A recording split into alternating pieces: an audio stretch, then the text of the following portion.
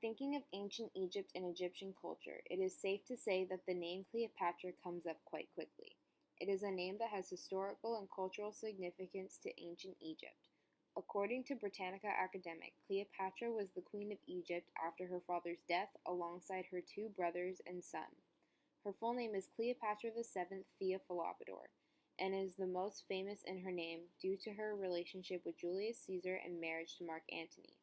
However, Cecilia M. Peake explains that unfortunately her road to queen was not easy due to her brothers pushing her out of power, thus leading to Julius Caesar's entrance, helping Cleopatra with her reinstatement as queen and being rid of her brother. With this in mind, although Cleopatra had help, she had to fight for her rights as queen despite her having it in the first place. Britannica Academic states that this was because she was 8 years older than her brother, which gave her the ability to be the dominant ruler, on top of her father giving both her and her brother the throne after his death.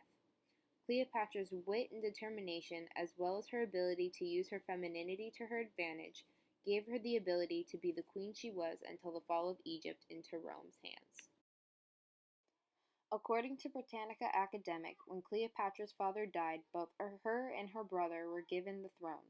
However, they also mentioned that as soon as her brother had gotten the chance, specifically with pressure from his advisors, his first decree had forced Cleopatra to flee Egypt. This then resulted in her recruiting an army to gain her power back with the help of Pompey, a rival to Caesar in terms of power over Rome. Peake explains that later, after Cleopatra's brother had Pompey killed, Caesar arrives to Egypt and installed himself in the city of Alexandria and took charge of affairs. Due to Caesar installing himself in Alexandria, this provided Cleopatra the chance to persuade Caesar to help her reclaim her right as queen. When Julius Caesar came to Egypt and Pompey being dead, Cleopatra realized that he would be her only chance to have a powerful Roman help her become reinstated as queen.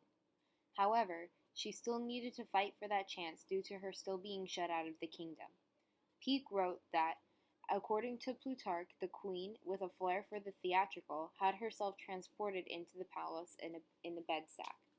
So, after being transported to Caesar during the night, Peake explains that they were able to meet behind closed doors so that Cleopatra could argue for her cause.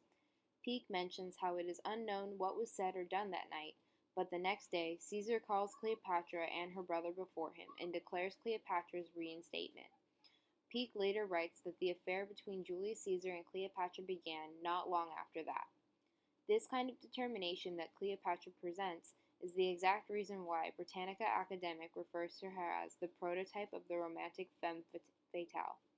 With that in mind, this situation is a prime example of how Cleopatra's determination, wit, and femininity gave her a fighting chance in getting back her throne. In conclusion, Cleopatra's throne was not simply handed to her. When her father died, her brother and his advisors shoved her out of the kingdom and forced her to fight for what was hers. Without her resilience and wit, Cleopatra might not have been reinstated as queen. Although she had help, that help was provided due to her own efforts of seeking out for an ally who she knew would be her best chance against fighting the ones who were against her. Cleopatra was able to fight for what was rightfully hers thanks to her own talents as a true leader.